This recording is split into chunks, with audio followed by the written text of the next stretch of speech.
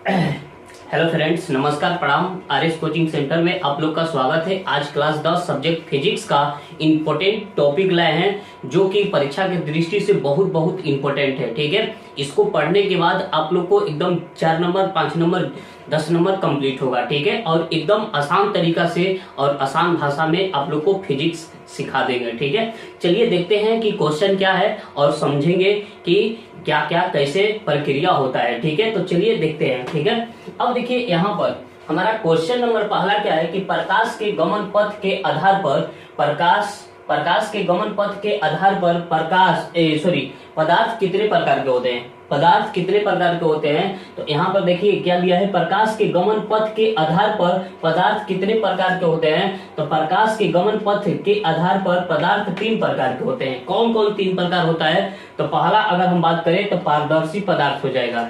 क्या होगा, पारदर्शी पदार्थ। और दूसरा का अगर हम बात करें तो अपारदर्शी पदार्थ होगा।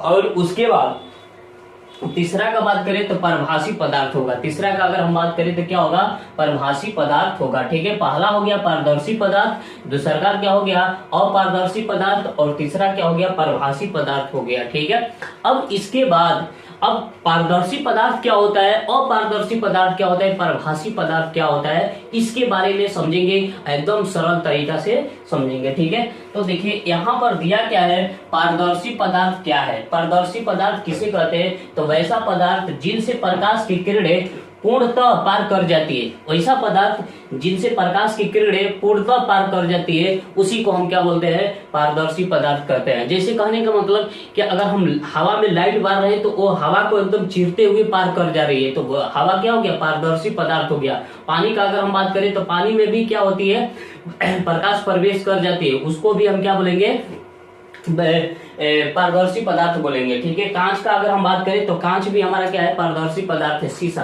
ठीक है, अगर शीशा में भी अगर हम प्रकाश भेजते हैं तो शीशा को क्या करती है, पार कर जाती है, एकदम पूर्ण रूप से क्या हो जाती है, पार हो जाती है। उसी को हम क्या बोलते हैं, पारदर्शी पदार्थ बोलते हैं। ठीक है, तो यहाँ पर लिखा है पारदर्शी पदार्थ वैसे पदार्थ जिनसे प्रकाश की किरणें पूर्णतः पार कर जाती है। पूर्णतः कहने का मतलब कि सारे प्रकाश की किरणें पार कर जाती है, उसे हम क्या कहते हैं, उसे पारदर्शी पदार्थ कहते हैं। जैसे कि हवा हो गया, पानी हो गया, कांच हो गया। ठीक है, हवा, पानी, कांच, ये क्या है, पारदर्शी पदार्थ होगा। ठीक है, चलिए अब देखते हैं अपारदर्शी पदार्थ। अपारदर्शी पदार्थ का कहने का मतलब कि जिनमें प्रकाश की किरणें पार नहीं कर पाएगी। जैसे कि लकड़ी हो गया, लकड़ी पर अगर हम प्रकाश की किरणें भेज रहे हैं तो लकड़ी को पार नहीं कर पाएगी। जैसे कि ईंट हो गया, पत्थर हो गया, ये सब जो पदार्थ हैं, ये सब जो पदार्थ है वो कैसा पदार्थ है, अपारदर्शी पदार्थ है। क्यों, क्योंकि इसमें जो होता है प्रकाश की किरणें पार नहीं कर पाती हैं, तो वैसे चीज को हम क्या बोलते हैं, अपारदर्शी पदार्थ कहते हैं।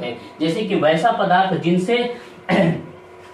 पदार्थ जिनमें से प्रकाश की किरणें पार नहीं कर पाती है, उसे हम क्या कहते हैं, पारदर्शी पदार्थ कहते हैं। जैसे पत्थर हो गया, ईंट हो गया, लकड़ी हो गया, टेबल, दीवार आदि हो गया। ठीक है, अगर हमारे घर के कमरा है, हमारे घर का कमरा है, अगर उस पर दीवार पर अगर हम लाइट मारे, प्रकाश की किरणें भेजे, लाइट मारे, तो वो दीवार को पार करके उस पार नहीं चल जाएगी। ठीक है, तो वैसे चीज को हम क्या बोलते हैं, अपारदर्शी पदार्थ बोलते हैं। उससे वैसे चीज को हम क्या बोलेंगे, अपारदर्शी पदार्थ कहते हैं। ठीक है, आशा करते हैं कि 2 क्वेश्चन आप लोग को समझ में आ गया। तीसरा का क्वेश्चन क्या है, परभासी पदार्थ। परभासी मतलब क्या होता है कि अंशतः थोड़ा थोड़ा प्रकाश की किरणें पार कर जाए, तो उसी चीज को हम क्या बोलते हैं, पारदर्शी पदार्थ कहते हैं। तो यहाँ पर डिफिनेशन क्या है, वैसा पदार्थ जिनसे प्रकाश की किरणें अंशतः पार कर जाती है। अंशतः मतलब थोड़ा थोड़ा पार कर जाती है, उसे हम क्या कहते हैं, उसे हम क्या कहते हैं, परभासी पदार्थ कहते हैं। उसे हम क्या कहेंगे, परभासी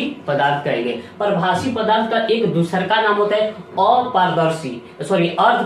क्या होता है, अर्ध पारदर्शी। अर्ध मतलब कि थोड़ा थोड़ा। ठीक है, इसका अगर हम बात करें तो ये होता है अर्ध, एक होता है क्या चीज, अर्ध पारदर्शी अर्ध पारदर्शी पदार्थ होता है, इसका दूसरा का नाम हो जाएगा। कहीं कहीं क्या लिखा होता है, परभासी पदार्थ होता है, कहीं कहीं अपारदर्शी पदार्थ होता है। ठीक है, तो अपारदर्शी पदार्थ कहने का मतलब कि पूर्ण रूप से प्रकाश की किरणें नहीं पार करेगी, थोड़ा थोड़ा प्रकाश की किरणें पार करेगी, तो उसी को हम क्या बोलते हैं, पारदर्शी पदार्थ कहते हैं। जैसे कहने का मतलब क्या होगा, घिसा हुआ कांच, अगर कांच को अगर घिस देते हैं, अगर उस पर टार्च मारेंगे, उस पर प्रकाश की किरणें भेजेंगे, तो वो थोड़ा थोड़ा क्या होगी, पार कर जाएगी और सारी प्रकाश की किरणें लौट आएगी। ठीक है, तो घिसा हुआ कांच हो जाएगा। चर्म रोग हो गया, जिसको चर्म रोग होता है, तो उसको अगर उसमें प्रकाश की किरणें का अगर हम बात करें तो वो पूर्ण रूप से नहीं पार कर पाएगी। ठीक है, तेल में डूबा हुआ कागज, तेल में डुबाकर कागज को अगर प्रकाश की किरणों को मारेंगे तो थोड़ा थोड़ा पार करेगा और अन्यथा और प्रकाश की किरणें क्या हो जाएगी, लौट आएगी। तो वही है हमारा क्या चीज, पारभासी पदार्थ क्या होता है। तो यहाँ पर देखेंगे वैसा पदार्थ जिनसे प्रकाश की किरणें अंशतः पार कर जाती है, उसको हम क्या बोलते हैं, परभासी पदार्थ कहते हैं। जैसे कहने का मतलब कि घिसा हुआ कांच, चर्म रोग, तेल में डूबा हुआ कागज होता है। ठीक है, आशा करते हैं कि ये आप लोग को क्वेश्चन अच्छे से समझ में आ गया है। ठीक है, अगर अच्छे से समझ में आ गया है तो इस वीडियो को लाइक, सब्सक्राइब, कमेंट, शेयर जरूर करना है, क्योंकि ये परीक्षा में सीधे 5 नंबर में एकदम क्वेश्चन पूछता है और इसको एकदम रट लेना है, एकदम पूरा याद कर लेना है। ठीक है, क्वेश्चन है और समझते हैं एकदम आसान भाषा में। ठीक है, चलिए हम देखेंगे कौन सा क्वेश्चन है। हमारा पहला नंबर क्वेश्चन क्या है कि छाया किसे कहते हैं। छाया किसे कहते हैं, तो जो हमारा परछाई बनता है, जो हमारा परछाई बनता है उसी को हम क्या बोलते हैं, छाया बोलते हैं। सिंपल भाषा में जो हमारा परछाई बनेगा उसी को हम क्या बोलेंगे, छाया बोलेंगे, उसी को हम क्या बोलेंगे, छाया बोलेंगे। ठीक है, और देखिए छाया किसे कहते हैं, तो यहाँ पर होगा क्या कि प्रकाश के गमन पथ पर, प्रकाश के गमन पथ पर किसी अपारदर्शी वस्तु को रख दिया जाता है, किसी अपारदर्शी वस्तु को रख दिया जाता है। अपारदर्शी वस्तु क्या होता है कि जिस पर प्रकाश पार नहीं कर पाती है। ठीक है, तो देखिए प्रकाश के गमन पथ पर किसी अपारदर्शी वस्तु को रख दिया जाता है, तो प्रकाश की किरणें उन्हें पार नहीं कर पाती है, प्रकाश की किरणें उन्हें पार नहीं कर पाती है, जिसके कारण उस वस्तु के पीछे एक अंधेरा क्षेत्र बनता है। एक अंधेरा क्या बनता है, क्षेत्र बनता है, क्षेत्र बनता है, जिसे हम छाया कहते हैं, जिसे हम क्या कहते हैं, छाया कहते हैं। उस अंधेरा क्षेत्र को ही हम क्या कहेंगे, छाया कहेंगे।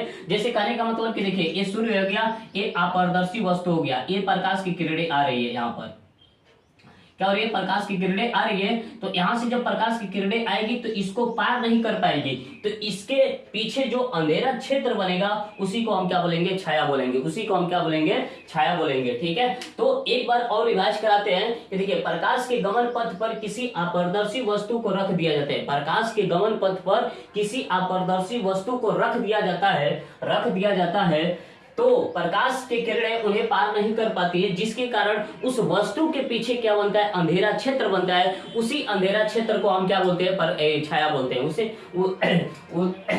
क्या बोलते हैं, छाया बोलते हैं। ठीक है, तो वस्तु के पीछे एक अंधेरा क्षेत्र बनता है, जिससे हम क्या कहते हैं, छाया कहते हैं। ठीक है, आशा करते हैं कि छाया आप लोग को समझ में आ गया होगा। ठीक है, दूसरा नंबर क्वेश्चन क्या है कि प्रकाश का परिवर्तन क्या होता है, प्रकाश का परिवर्तन किसे कहते हैं, प्रकाश का परिवर्तन किसे कहते हैं। तो यहाँ पर देखिए जब प्रकाश की किरणें किसी सतह से टकराकर अपने ही माध्यम में लौट जाती है, उसे ही हम प्रकाश का क्या कहते हैं, लौटने की प्रक्रिया को हम क्या कहते हैं, प्रकाश का परिवर्तन कहते हैं। लौटने की प्रक्रिया को हम क्या कहेंगे, प्रकाश का परिवर्तन कहेंगे। फिर से समझेंगे, देखिए जब प्रकाश की किरणें किसी सतह से टकराकर अपने ही माध्यम में लौट जाती है, और लौटने की इस घटना को, लौटने की इस घटना को हम क्या कहते हैं, प्रकाश के परिवर्तन कहते हैं। जैसे कहने का मतलब कि ये बिंदु से प्रकाश की किरण आ रही है, इस सतह से टकराकर लौट जाएगी, और जिधर से आ रही है उधरे लौटेगी, जिधर से आ रही है उधरे लौटेगी, जिस माध्यम से आएगी उसी माध्यम में लौट जाएगी, उसी को हम क्या बोलेंगे, प्रकाश का परिवर्तन बोलेंगे। ठीक है, तो चलिए देखते हैं, जब प्रकाश की किरणें किसी सतह से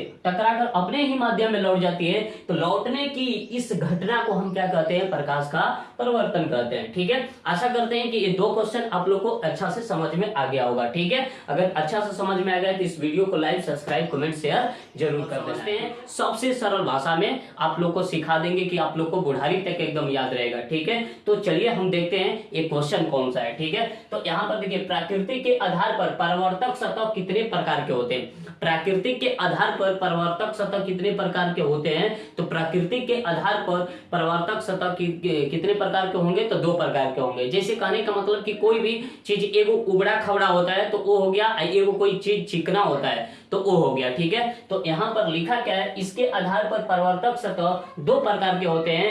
एक होता है क्या चीज, नियमित परिवर्तन, और एक होता है अनियमित परिवर्तन। ठीक है, एक होता है कि नियमित परिवर्तन होता है, एक होता है अनियमित परिवर्तन होता है। ठीक है, तो यहाँ पर देखिए नियमित परिवर्तन किसे कहेंगे? तो वैसा परिवर्तन जो चिकनी और चमकीली, चिकना हो और चमकता भी हो। ठीक है, चिकना भी हो और क्या हो, चमकता हो। तो वैसे सतह को क्या है, जो चिकनी और चमकीली सतह से नियमित रूप से परिवर्तन होता है उसे नियमित परिवर्तन कहते हैं। ठीक है, तो जिसमें क्या हो, देखो चिकनी और चमकीली हो, तो चिकनी और चमकीली रहेगा तो उसमें क्या होगा, नियमित परिवर्तन होगा। क्या होगा, नियमित परिवर्तन होगा। तो उसी घटना को हम क्या कहेंगे, नियमित परिवर्तन कहते हैं। ठीक है, नियमित रूप से क्या होगा, परिवर्तन होगा। तो नियमित रूप से परिवर्तन होगा तो उस घटना को हम क्या कहेंगे, नियमित परिवर्तन कहेंगे। ठीक है, तो फिर से एक बार समझते हैं। देखिए नियमित परिवर्तन क्या होता है, तो वैसा परिवर्तन जो चिकनी और चमकीली, वैसा परिवर्तन जो चिकनी और चमकीली सतह से नियमित रूप से परिवर्तन होता है उसे नियमित परिवर्तन कहते हैं। जैसे कहने का मतलब कि देखिए हाई हो गया हमारा क्या चीज, सतह हो गया, और कैसा सतह है, तो चिकना और चमकीला है। तो यहाँ से देखिए प्रकाश की किरण आ रही है तो यहाँ से जा रही है। ठीक है, यहाँ से प्रकाश की किरण आ रही है तो यहाँ से जा रही है, यहाँ से प्रकाश की किरण आ रही है तो यहाँ से जा रही है। तो ये नियमित परिवर्तन हो रहा है। ये क्या हो रहा है, नियमित परिवर्तन हो रहा है। तो इसी को हम क्या बोलेंगे, नियमित परिवर्तन बोलेंगे। ठीक है, अब देखिए अनियमित परिवर्तन क्या होता है, तो वैसा परिवर्तन जो रुखड़ी, जैसे कहने का मतलब कि रूबड़ खाबड़ होता है, उबड़ खाबड़ होता है तो उसी को रुखड़ी बोला जाता है। ठीक है, तो वैसा परिवर्तन जो रुखड़ी और चमकीली सतह से नियमित रूप से होता है, नियमित रूप से परिवर्तन होता है, उसे अनियमित कहते हैं, उसे अनियमित परिवर्तन कहते हैं। जैसे कहने का मतलब कि देखिए हाई रुखड़ी हो गया, रुखड़ी है और चमकीली है। ठीक है, तो इस पर जब हम प्रकाश की किरण भेजेंगे तो देखिए यहाँ से ए ऐसे आ गया, यहाँ से ए ऐसे चला गया, यहाँ से ऐसे चला गया, यहाँ से ऐसे चला गया।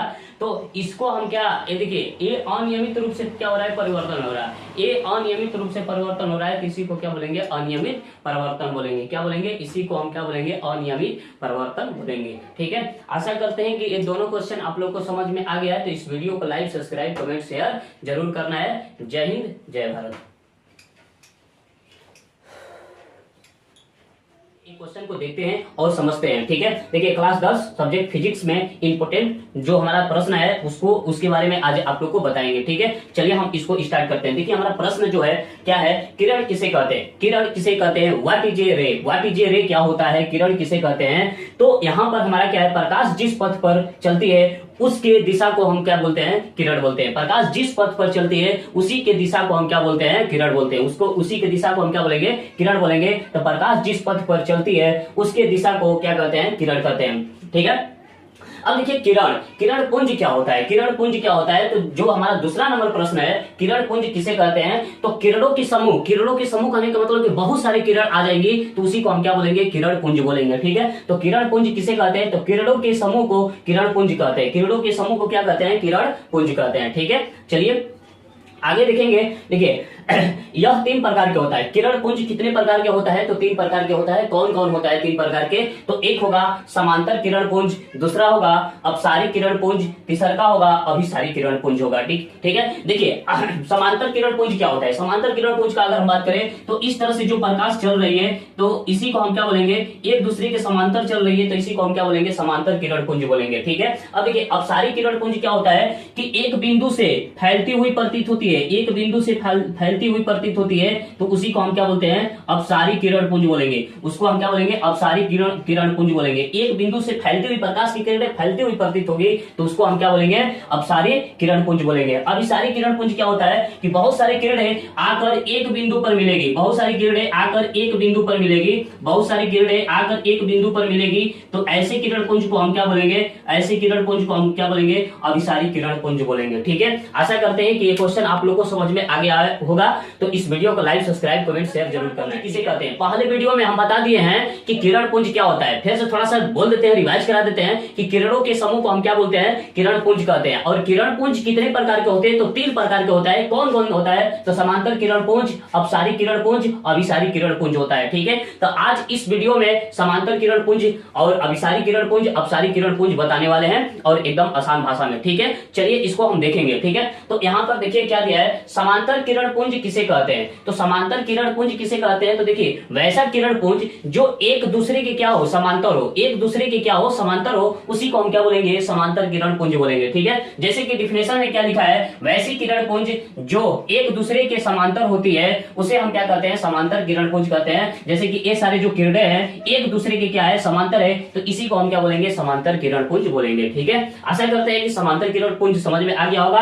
आगे चलते हैं, देखिए क्या दिया है, अपसारी किरण पुंज। अपसारी मतलब क्या होता है? कि फैलना। अपसारी मतलब क्या होता है? फैलना होता है। तो यहां पर हम लिखेंगे वैसी किरण पुंज, वैसी किरण पुंज जो एक बिंदु से फैलती हुई प्रतीत होती है। नहीं विश्वास है तो आप अपने मोबाइल का लाइट मारिए और देखिए लाइट का जो बिंदु है उसको हम मान लेते हैं बिंदु, और वहां से जो प्रकाश फैलती है उसी को हम क्या बोलते हैं? उसी को हम क्या बोलेंगे? अपसारी किरण पुंज बोलेंगे। अपसारी किरण पुंज बोलेंगे। ठीक है, तो वैसी किरण पुंज जो एक बिंदु से फैलती हुई प्रतीत होती है या दिखाई देती है उसी को हम क्या बोलते हैं? अपसारी किरण पुंज बोलेंगे। ठीक है, ये दो क्वेश्चन क्लियर हो गया। यहां से इसका डायग्राम का अगर हम बात करें तो देखिए ये बिंदु हो गया और यहां से ये सारी किरणें क्या हो रही है? फैल रही है। ये सारी किरणें क्या हो रही है? फैल रही है। देखिए इसका सिंबल इधर का है, इसका सिंबल इधर का है, तो यहां से फैलती हुई प्रतीत हो गई। तो ऐसे किरण पुंज को हम क्या बोलेंगे? अपसारी किरण पुंज कहते हैं। ठीक है, चलिए अब देखिए अभिसारी किरण पुंज किसे कहते हैं? अभिसारी किरण पुंज किसे कहते हैं? तो अभिसारी मतलब क्या होना? एक जगह पर मिलना। अभिसारी मतलब क्या होता है? एक जगह पर मिलना।